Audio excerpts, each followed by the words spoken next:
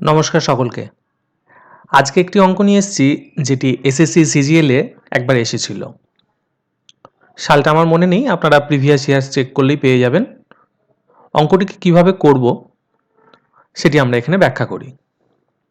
প্রথমেই যেটি দিয়েছে সেটি হলো 3x minus 3 divided by x is equals to 5। আমাকে মান বের করতে বলছে x square plus 1 by x square.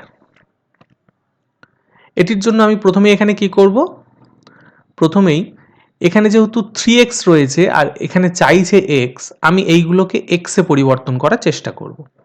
সেটা করার জন্য কি করতে হবে, উভয় দিকে আমাকে 3 দিয়ে ভাগ করতে হবে। তাহলে এটি হয়ে যাচ্ছে 3x by 3 minus 3 divided by 3 into x is equals to 5 divided by 3। তাহলে এই 3গুলো কেটে যাচ্ছে, এই জায়গাটা পড়ে থাকবে x minus 1 by x equal to 5-এর 3। চাইছে x square plus 1 by x square. তাহলে আমরা কি করব, উভয় দিকে বর্গ করে দেব।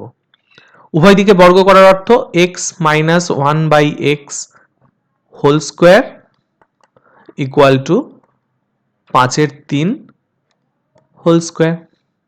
আমরা বর্গ করার সূত্র জানি, x minus 1 by x whole square অর্থাৎ x square minus 2 into x into 1 by x plus 1 by x whole square is equals to, এটির মানে হচ্ছে 25 ডিভাইডেড বাই 9। অর্থাৎ এই জায়গাটা থেকে দেখুন আমরা পাচ্ছি এক্স এক্স কেটে যাচ্ছে, 2 পড়ে থাকবে।